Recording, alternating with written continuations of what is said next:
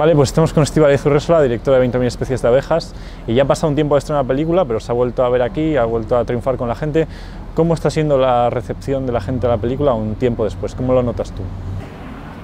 Claro, para la gente que la ve por primera vez, no importa cuándo se estrenó, la está viendo por primera vez, ¿no? Y lo del viernes en el Cursal 2 fue muy bonito. Yo misma me emocioné y pensaba que, bueno, por el hecho de ser territorio conocido, que es Donosti, que yo he vivido aquí un montón de años, y de que, bueno, que ya más o menos ya hemos hecho un viaje con la peli, pensaba que iba a estar más tranquila. Igualmente me emocioné y sobre todo la respuesta del público me hizo vibrar y fue precioso. Si no me equivoco, para hacer esta película te animó una historia real que conocías, ¿no? Y que te llevó a la gran pantalla. ¿Hasta qué punto te tocó esa historia y de esa historia inicial a lo que ha sido, cómo ha ido surgiendo ese proceso? Sí, o sea, no es que es como tú bien has dicho, es una historia real la que me animó a hablar de este tema, pero nunca me quise basar en su historia real porque tenía un tristísimo desenlace.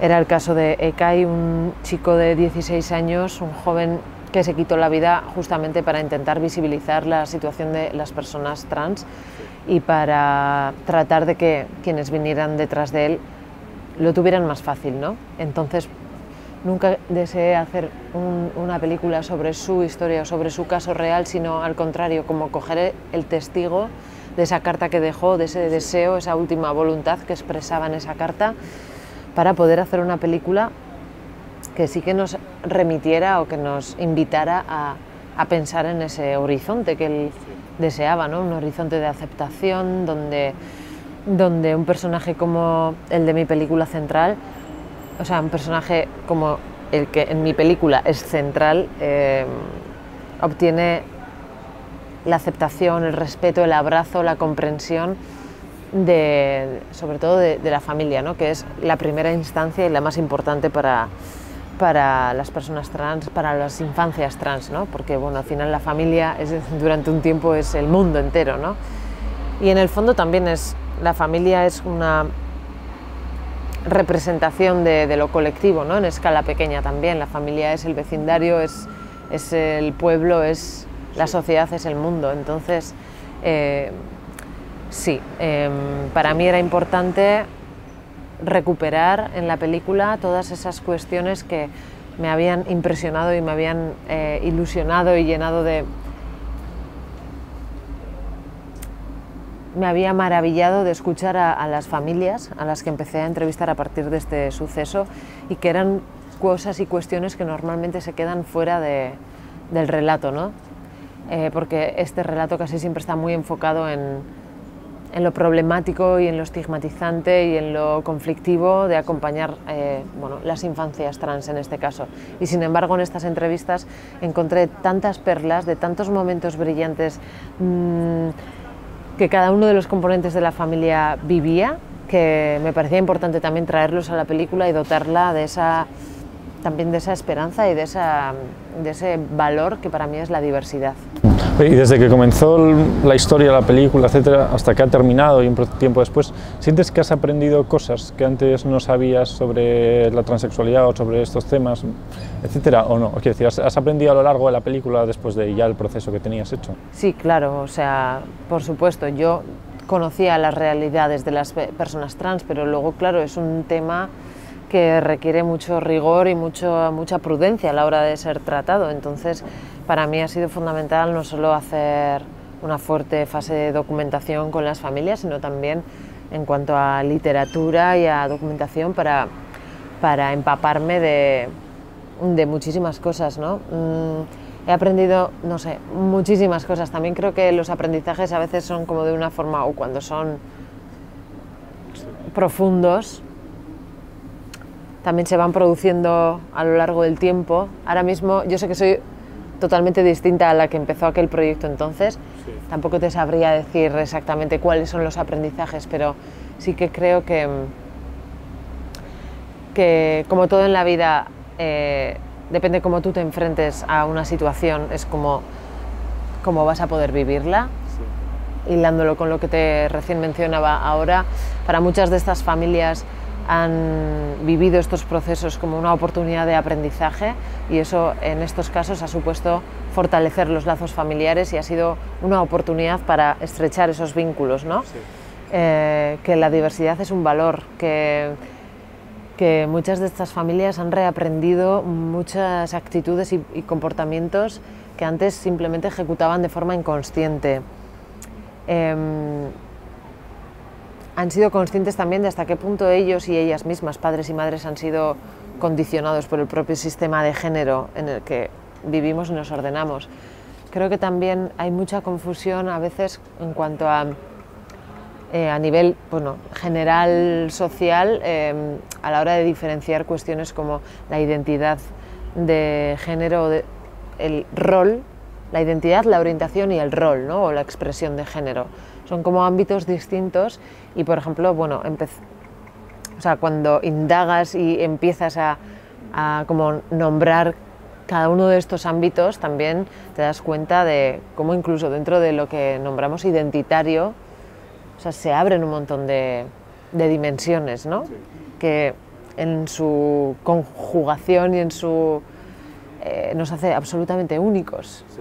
Y no podemos tratar de parecernos a nada más, porque es que somos... Sí, ya que me hablas un poco de los roles de género, etcétera, es un poco política la pregunta, pero en este sentido, legislación nueva que hay de últimos años en relación con las personas trans, etcétera, ¿piensas que esto puede ayudar a las personas a separar un poco más lo que son los roles y posteriormente cada uno sentirse identificado como así quiera o no? O no sé si tienes opinión sobre este asunto. Bueno, yo creo que la ley que se ha aprobado recientemente, más que con los roles, tiene que ver con los derechos, con derechos fundamentales de una gran parte de la sociedad, de un colectivo que no ha visto estos derechos garantizados hasta hace nada, y históricamente han sido completamente vulnerados. Entonces, por supuesto que yo pienso que la aprobación de esta ley responde también a esa visibilización que se viene haciendo en los últimos años, pero sobre todo a una conversación y a un diálogo que ha tenido que producirse entre diversos colectivos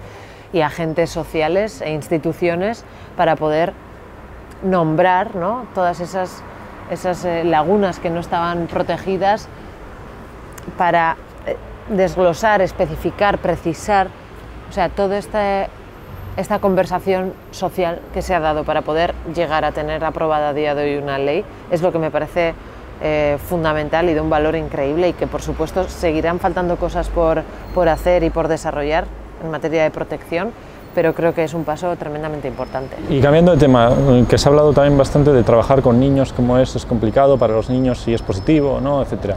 ¿Cómo ha sido para ti trabajar con niños? Porque está muy logrado en la película, el asunto de... Y si es más para ellos un juego, es para ellos un trabajo, ¿cómo se lo toman y cómo has conseguido que se lo tomen? Bueno, yo creo que tanto para los niños como para los adultos, interpretar siempre tiene algo de juego, ¿no? Pero nunca es puramente un juego, porque los juegos, cuando te aburres y cuando ya o te enfadas, los dejas, ¿no? Pero en rodaje no puedes dejar de trabajar, entonces tiene, yo creo que esa doble componente. Digo esto porque muchas veces se dice que para los niños actuar es solamente jugar, y en eso no estoy de acuerdo, porque en realidad los niños, las niñas, les niñes, yo en mi caso con Sofía Otero he visto cómo ha crecido como actriz brutalmente a lo largo de la película. No es solamente ponerte delante de la cámara y hacer, es incorporar un montón de directrices, de indicaciones, no solo de tu personaje o de tu forma de modular el texto o desde qué lugar de emoción lo dices, sino también de conjugar todo eso con la respuesta de tu compañero o de tu compañero de escena. De indicaciones de coreografía de movimientos, repetir las tomas una y otra vez hasta que encuentras lo que estás buscando exactamente. En toda esta repetición, pues hay un trabajo. Y lo último que quería preguntarte es una película que de primeras, al oír de lo que trata, mucha gente puede tener miedo de que caiga un poco en demasiada sensibilidad o emotividad hacia el personaje. No sé si tú lo has visto así, si has tenido algún momento miedo, has dicho, cuidado en no caer en ciertas cosas que pueden pasar en este tipo de películas, ¿no? No sé si te has andado con cuidado igual en ese sentido para crear una película que no peque de emotiva, de excesivamente emotiva, etcétera, ¿no? Que puede pasar en muchas películas del estilo, en la que puedes entender al personaje, pero que hasta qué punto llega eso, ¿no? No sé si pensaste en eso o no. Yo creo que eso también va mucho con casi con el tono de una, ¿no? O de uno, como director, como autor, como si no va contigo también una lacrimogenia o una, no sé, como el melodrama, no sé, es difícil que tú misma lo vayas a hacer, ¿no? Pienso.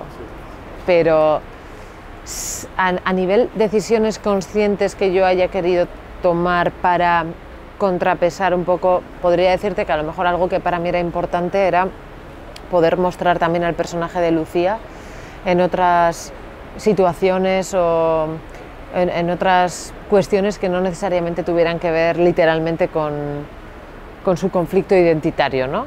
Bueno, que para mí no es su conflicto, es el conflicto que la sociedad le hace sentir que tiene, pero al desear también mostrarla como un personaje más allá de su identidad, ¿no? También es una niña que disfruta jugando, que tiene un poco de vergüenza al acercarse a alguien nuevo para hacerse amiga, sí, pero que luego también hace trastadas, travesuras, y que no siempre está la cuestión identitaria delante. Eso para mí era importante y creo que ese tipo de escenas son las que igual ayudan también como a aligerar y a empatizar mucho con el personaje de Lucía, ¿no? Porque la puedes ver trasteando, la puedes ver divirtiéndose, o tú te diviertes a través de algunas de las respuestas que veo que suceden en la sala de cine siempre, ¿no? Y que te hace reír, ¿no? La inocencia de esta niña. Creo que ese tipo de secuencias son las que ayudan bastante a empatizar con el personaje. Pues nada más, pues muchas gracias Estíbaliz y que vaya bien y suerte para los premios que quedan todavía.